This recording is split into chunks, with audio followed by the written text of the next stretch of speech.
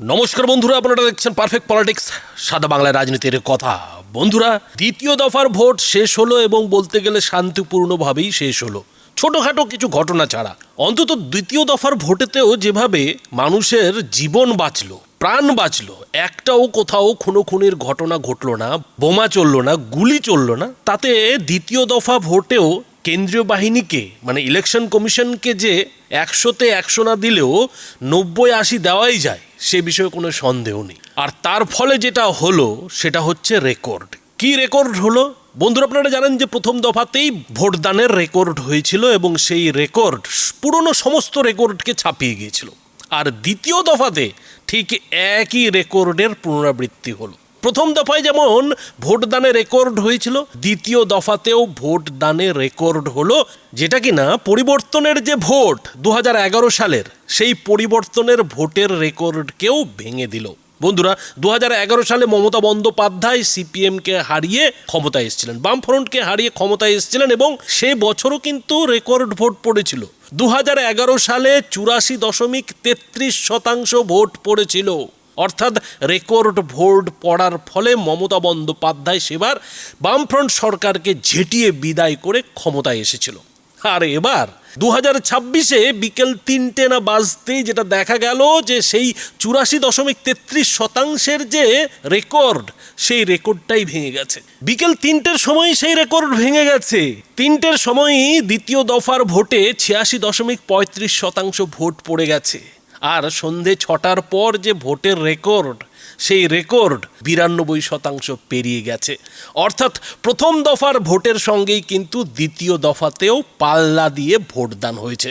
এখন এই যে ভোটদান, এ কিসের ইঙ্গিত? বন্ধুরা, তৃণমূলপন্থীরা কি বলছেন? তৃণমূলপন্থীরা বলছেন যে মানুষ তাদের ভোটাধিকার হারানোর ভয়ে বিপুল সংখ্যায় এই ভোটদান করেছে। প্রথম দফাতেও সেই একই যুক্তি তৃণমূলের তরফে দেওয়া হয়েছিল, দ্বিতীয় দফাতেও তৃণমূলের তরফে একই যুক্তি দেওয়া হচ্ছে এবং মমতা বন্দ্যোপাধ্যায় যেটা দাবি করছেন যে তিনি 2/3 আসন নিয়ে ফের সরকার গড়ছেন, অর্থাৎ চতুর্থবার তিনি ফের সরকার গড়তে চলেছেন। কিন্তু খেয়াল করুন, মমতা বন্দ্যোপাধ্যায় বলছেন 2/3 আসন নিয়ে, অথচ অভিষেক ব্যানার্জি তো 250-এর টার্গেট নিয়েছিলেন। আর খোদ মমতা বন্দ্যোপাধ্যায় যেটা দাবি করেছিলেন যে 230টি আসনে অন্তত এবার তৃণমূল জয়ী হবে, 230 থেকে 35টি আসনে, এখন বলছেন 2/3। মানেটা কি? দ্বিতীয় দফা ভোটের পর মমতা বন্দ্যোপাধ্যায় যে ইঙ্গিতটা দিতে চাইছেন সেটা হচ্ছে যে 200-র কম বেশি আসনে তৃণমূল জিতবে। অর্থাৎ তৃণমূল নেত্রীর দাবি যে এবারের ভোটে 2026-এর বিধানসভা ভোটে তৃণমূল 200-র কাছাকাছি আসন পাবে। তার মানে যেটা দাঁড়াচ্ছে যে 2021-এর যে বিধানসভা ভোট, সেই বিধানসভা ভোটে তৃণমূল যে আসন পেয়েছিল সেই আসনের থেকেও কম আসন তৃণমূল পাবে, এটা তৃণমূল নেত্রী মমতা বন্দ্যোপাধ্যায় দাবি করছেন। কিন্তু বন্ধুরা, এক্সিট পোল তো অন্য কথা বলছে। এক্সিট পোল তো মমতা বন্দ্যোপাধ্যায়ের সমস্ত আশা আকাঙ্ক্ষার একেবারে জলাঞ্জলি দিয়ে দিচ্ছে। কিন্তু এই ভিডিওতে এক্সিট পোল কি বলছে সেটাতে আমরা যাব না, তার বদলে বরং বিজেপির এক্সিট পোল কি বলছে সে নিয়ে আমরা আলোচনা করব। বিজেপি কত আসন এইবারের ভোটে জিততে চলেছে তার যে একটা হিসেব, তার যে একটা অঙ্ক তলে তলে কষে রেখেছে, সেটাই আপনাদের সামনে আমরা তুলে ধরার চেষ্টা করব। তো বন্ধুরা, বিজেপির কিন্তু যেটা যুক্তি যে এত হারে, এই যে রেকর্ড হারে ভোটদান, তার পেছনে একটাই কারণ, সেটা হচ্ছে মানুষ এবার বদলাতে চাইছে, পাল্টাতে চাইছে, আর পাল্টানোর জন্যই কিন্তু এত হারে ভোট পড়েছে। এখন বিজেপির দাবি না হয় বোঝা গেল যে মানুষ পাল্টানোর জন্য এবার রেকর্ড হারে ভোটদান করেছে, কিন্তু বিজেপি কত আসনে জয়ী হবে? বিজেপির যে এক্সিট পোল, নিজের যেটা এক্সিট পোল, সেই এক্সিট পোল কি বলছে? তো বন্ধুরা, বিজেপির যে এক্সিট পোল, সেই এক্সিট পোলে যেটা দেখা যাচ্ছে যে দার্জিলিং দিয়েই শুরু করা যাক। দার্জিলিংয়ে মোট 5টি আসন রয়েছে, তার মধ্যে বিজেপির এক্সিট পোল বলছে যে 4টি আসন বিজেপি পাবে, 1টি আসন তৃণমূল পাবে। এরপরে আসা যাক জলপাইগুড়িতে মোট 7টি আসন আছে। সেই 7টি আসনের মধ্যে বিজেপি মনে করছে যে 5টি আসনে বিজেপির জয় হতে চলেছে এবং তৃণমূল জলপাইগুড়িতে 2টি আসনে জয়ী হবে। এরপরে চলে আসা যাক আলিপুরদুয়ারে 5টি আসন রয়েছে, 5টি আসনের মধ্যে 4টিতেই বিজেপি জয়ী হতে চলেছে, এমনটাই কিন্তু বিজেপির মনে করছে। আর তৃণমূলের জন্য 1টি আসন তারা রাখছে। কোচবিহারে 9টি আসনের মধ্যে 5টিতেই বিজেপি জয়ী হতে চলেছে, এমনটাই কিন্তু বিজেপির যে অঙ্ক সেই বিজেপির অঙ্ক বলছে, এবং কোচবিহারে তৃণমূল 3টি আসনে জয়ী হতে পারে এমনটাই কিন্তু বিজেপির অঙ্ক বলছে। এরপরে আসা যাক উত্তর দিনাজপুর। উত্তর দিনাজপুরে বিজেপি কম করে 4টি আসনে জয়ী হবে এমনটাই কিন্তু মনে করছে, বাকি 4টি আসনে তৃণমূল জয়ী হতে পারে। এবার আসা যাক দক্ষিণ দিনাজপুর। দক্ষিণ দিনাজপুরে 6টি আসনের মধ্যে 4টিতেই বিজেপি জয়ের আশা দেখছে, বাকি 2টোতে তৃণমূলের জয়ের সম্ভাবনা রয়েছে। এবার আসা যাক মালদা। মালদাতে 12টি আসনের মধ্যে 6টি আসনে কমপক্ষে বিজেপি জয়ের সম্ভাবনা দেখছে, আর 5টি আসনে তৃণমূলের জয়ের সম্ভাবনা বিজেপি দেখতে পাচ্ছে, আর একটি আসন সম্ভবত কংগ্রেস পেতে চলেছে। কংগ্রেসকেই কিন্তু এগিয়ে রাখা হচ্ছে একটি আসনে।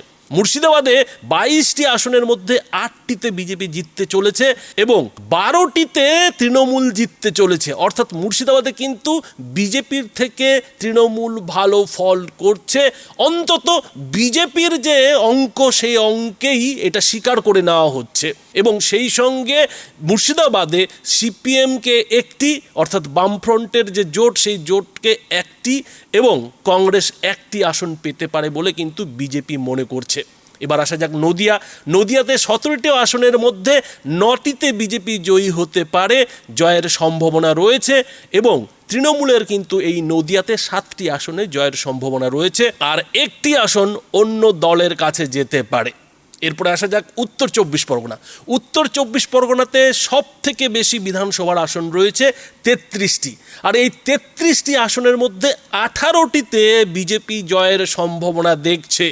এই উত্তর 24 পরগনাকে সামনে রেখেই কিন্তু বিজেপি সরকার গড়ার স্বপ্ন দেখছে। 33টি আসনের মধ্যে 18টি আসনে বিজেপি জয়ের আশা করে রেখেছে, এবং উত্তর 24 পরগনায় তৃণমূল 13টি আসনে জয়ী হতে পারে বলে কিন্তু বিজেপি মনে করছে, আর 2টি আসন অন্যদের জন্য হতে পারে, অর্থাৎ নওশাদ সিদ্দিকের আইএসএফ কিন্তু পেতে পারে। এবার আসা যাক দক্ষিণ 24 পরগনায়। দক্ষিণ 24 পরগনায় 31টি বিধানসভা আসন রয়েছে, তার মধ্যে 15টিতে বিজেপি জয়ের সম্ভাবনা দেখছে। দক্ষিণ 24 পরগনায় 31টি আসনের মধ্যে 15টিতে বিজেপি জয়ের সম্ভাবনা দেখছে, আর তৃণমূলকে 14টি আসনে এগিয়ে রাখছে বিজেপি। সেই সঙ্গে 2টি আসন অন্যান্যদের জন্য, অর্থাৎ আইএসএফ কিংবা সিপিএমের জন্য জয়ের সম্ভাবনা রয়েছে বলে খোদ বিজেপি মনে করছে। এবার আসা যাক কলকাতা। কলকাতার 11টি আসনের মধ্যে 5টি আসনে বিজেপি জয়ী হতে চলেছে, জয়ের সম্ভাবনা ধরছে, এবং 6টি আসন কিন্তু তৃণমূল পেতে পারে এমনটাই বিজেপি মনে করছে। তারপরে রইল হাওড়া। হাওড়াতে 16টি আসনের মধ্যে 8টি আসনে বিজেপি, 7টি আসনে তৃণমূল, এবং একটি আসন অন্যান্যদের জন্য কিন্তু হতে পারে বা অন্যান্যরা জয়ী হতে পারে। হুগলিতে 18টি আসনের মধ্যে 10টিতে বিজেপি জয়ের সম্ভাবনা দেখছে, আর 7টিতে তৃণমূলের জয়ের সম্ভাবনা রয়েছে, একটি আসন অন্যান্যদের ক্ষেত্রে যেতে পারে। রইল পূর্ব মেদিনীপুর। পূর্ব মেদিনীপুরে 16টি আসনের মধ্যে 10টি আসনে বিজেপি জয়ের সম্ভাবনা দেখছে, আর তৃণমূলকে জয়ী হওয়ার সম্ভাবনা বিজেপি মনে করছে যে 5টি আসনে তৃণমূল জয়ী হতে পারে, একটি আসন অন্যান্যদের জন্য যেতে পারে। পশ্চিম মেদিনীপুরে 15টি আসনের মধ্যে 9টি আসন বিজেপি জয়ী হবে বলে কিন্তু মনে করছে, আর তৃণমূল সেখানে 5টাতে জয়ী হতে পারে বলে কিন্তু বিজেপি মনে করছে, একটি আসন অন্যান্যরা জিততে পারে। রইল গিয়ে ঝাড়গ্রাম। ঝাড়গ্রামে 4টি আসনের মধ্যে 3টেতেই কিন্তু বিজেপি জয়ী হতে পারে এমনটাই কিন্তু বিজেপির নেতারা মনে করছেন, একটি আসনে তৃণমূল জয়ী হতে পারে। আর বাঁকুড়াতে 12টি আসনের মধ্যে 8টি আসনে বিজেপি জয়ের সম্ভাবনা দেখছে, তৃণমূল 4টি আসনে জয়ী হতে পারে। রইল গিয়ে পুরুলিয়া। পুরুলিয়াতে 9টি আসনের মধ্যে 7টিতেই বিজেপি জয়ের সম্ভাবনা দেখছে, 2টিতে তৃণমূলের জয়ের সম্ভাবনা আছে। পশ্চিম বর্ধমানে 9টি আসনের মধ্যে 5টি আসনেই বিজেপি জয়ের সম্ভাবনা দেখছে, 4টি আসনে তৃণমূলের জয়ের সম্ভাবনা রয়েছে। এবার রইল গিয়ে পূর্ব বর্ধমান। পূর্ব বর্ধমানে 16টি আসনের মধ্যে 8টি আসনে বিজেপি জয়ের সম্ভাবনা দেখছে, 7টি আসনে তৃণমূলের জয়ের সম্ভাবনা রয়েছে এমনটাই কিন্তু মনে করছে বিজেপি, এবং একটি আসন অন্যান্যরা জিততে পারে। আর সবশেষে রইল বীরভূম। বীরভূমে 11টি আসনের মধ্যে 6টি আসনে কিন্তু বিজেপি জয়ের সম্ভাবনা দেখছে, তৃণমূলকে 5টি আসনে বিজেপি এগিয়ে রাখছে। অর্থাৎ সব মিলিয়ে বিজেপি যেটা মনে করছে, বিজেপির এক্সিট পোল যেটা বলছে সেটা হলো 165 থেকে 175টি আসনে তারা জয়ী হবেই হবে। আর অন্যদিকে তৃণমূল পাবে 100 থেকে 120টি আসন, আর অন্যদের জন্য বা অন্যান্যরা 10 থেকে 13টি আসন পেতে পারে। এমনই কিন্তু বিজেপির অন্দরের, বিজেপির নিজের যে এক্সিট পোল, সেই এক্সিট পোলে কিন্তু একটা আশা করা হয়েছে, যেটা বন্ধুরা আপনাদের সামনে তুলে ধরলাম। অর্থাৎ তার মানে যেটা দাঁড়াচ্ছে যে সরকার গড়ার জন্য যে ম্যাজিক ফিগার, সেই ম্যাজিক ফিগার থেকে কিন্তু বিজেপি অন্তত 15 থেকে 20টি বেশি আসনে জয়ের সম্ভাবনা দেখছে। আর উল্টো দিকে তৃণমূল সেই ম্যাজিক ফিগার থেকে নানা করে 25 থেকে 30টি আসনে পিছিয়ে থাকবে, এমনটাই কিন্তু বিজেপির যে এক্সিট পোল, সেই এক্সিট পোলে ইঙ্গিত পাওয়া যাচ্ছে। তবে হ্যাঁ, এই রেজাল্ট পুরোপুরিভাবে বিজেপির যে বিশ্লেষণ, বিজেপির যে আশা, সেই আশার উপরে ভিত্তি করে তৈরি করা হয়েছে। আসল রেজাল্ট, প্রকৃত রেজাল্ট তো 4 তারিখেই বোঝা যাবে। 4 তারিখেই বোঝা যাবে যে বিজেপির আশার সঙ্গে এবারের 2026-এর বিধানসভার রেজাল্ট মিলছে কি মিলছে না। আর আসন ভিত্তিক যে আলোচনা, কে কোন আসনে জয়ী হতে পারে, সেগুলোও আমরা আলোচনা করার চেষ্টা করব, তবে সেগুলো পরের ভিডিওতে আলোচনা করার চেষ্টা করব। এখন এই যে বিজেপির নিজের অন্দরের এক্সিট পোল, এই এক্সিট পোল নিয়ে আপনারা কি বলবেন? আপনাদের মতামত অবশ্যই এই ভিডিওটির নিচে কমেন্ট বক্সে লিখে জানাবেন। ধন্যবাদ।